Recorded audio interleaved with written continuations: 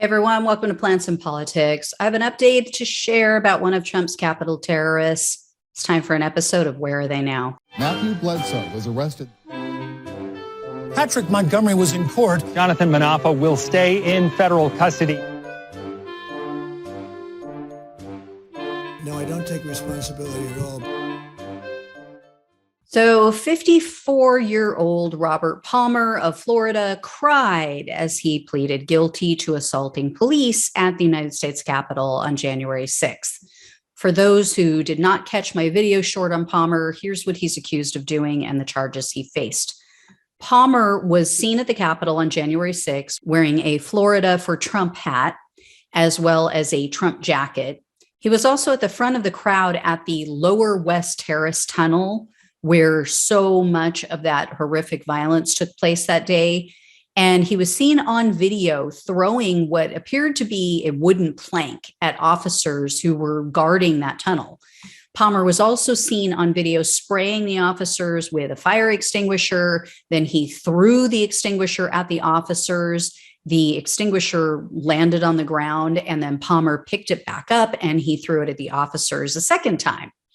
But following his violent actions that day, Palmer didn't really have any remorse. In March of this year, so just 2 months later, he granted an interview to the Huffington Post, and he told them that he didn't do anything wrong. In fact, he told journalists that the Biden administration was just trying to, quote, vilify the patriots who were there that day. Federal authorities did not agree. And he was arrested that same month. He was arrested on March 17th. Palmer was then indicted just about a month later on April 28th for civil disorder, assaulting officers with a dangerous weapon, entering a restricted building or grounds with a deadly or dangerous weapon, disorderly conduct in a restricted building or grounds with a deadly or dangerous weapon, physical violence in a restricted building or grounds with a dangerous or deadly weapon, disorderly conduct on Capitol grounds, and one count of physical violence at the Capitol. So Palmer was facing substantial time in prison. He was looking at decades behind bars, and they had him dead to rights. Like I said, all of his violent behavior was captured on camera, on video for the jury to see. So he must have been told by his attorney, this isn't looking good. It's not like your word against theirs. So he did the smart thing. He accepted a plea agreement, and he accepted responsibility for one count of assaulting officers with a dangerous weapon. That charge still comes with a maximum punishment of up to 20 years in prison. However, the government has agreed to a reduction if he, quote, demonstrates acceptance of responsibility, whatever that means. And prosecutors noted in the plea agreement that this guy has a criminal and even violent history for which he spent very little time in jail, as you're going to hear. So in 1989, Palmer was convicted of organized fraud, petty theft, and grand theft. Then in 1992, he received 1 year of probation after being convicted of battery, so physically assaulting someone. In 1993, he received only 10 days in jail for driving under the influence. Oh, gee, that'll deter him.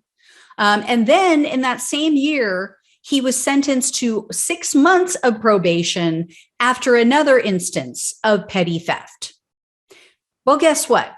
None of those convictions, none of those crimes add any weight to his sentencing for what he did on January 6th. Even with all of that, all of that in his past, what he did at the Capitol, they're still saying that the sentencing guidelines, even though the maximum is 20 years, sentencing guidelines dictate a prison term of between 46 and 57 months. Oh, and a fine that ranges from $20,000 to $200,000. So this guy basically is going to receive the same sentence as some of these oath keepers and other people who pleaded guilty to conspiracy, but they didn't actually do anything violent. Remember, he did. He physically attacked police officers. I don't know how any of this makes sense. Now, having said that, the judge in this case is Tanya Chutkin. I believe is how you pronounce it, or Chutkan. She just this week, which I'm going to share with you guys later, gave one of Trump's Capitol terrorists a sentence of jail time when the prosecutors were only asking for home confinement. So, like I said, I'll have that story for you later this week. But if her recent past ruling is any indication of her future rulings, this guy might find himself locked up for several additional years. I don't know. I mean, it's within her discretion. We'll know in December because that's when he's going to be sentenced on December 17th, just in time for Christmas. And as I mentioned, Palmer was apparently sobbing when he entered the courtroom, which his attorney confirmed. His attorney told reporters, quote, "Unfortunately, he did some things that he should not have done. He knows he shouldn't have done them. And those things will forever be a part of the American history, and he's a part of that." You think? Anyway, like I said, I'll keep you guys posted, but this judge does have the discretion to go above the stated guidelines.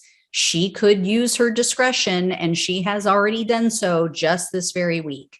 So we'll see. He's kind of out of luck there. He's probably not real thrilled that he got this judge. Anyway, I'll talk with you guys soon. Thanks so much for watching and listening. Take care.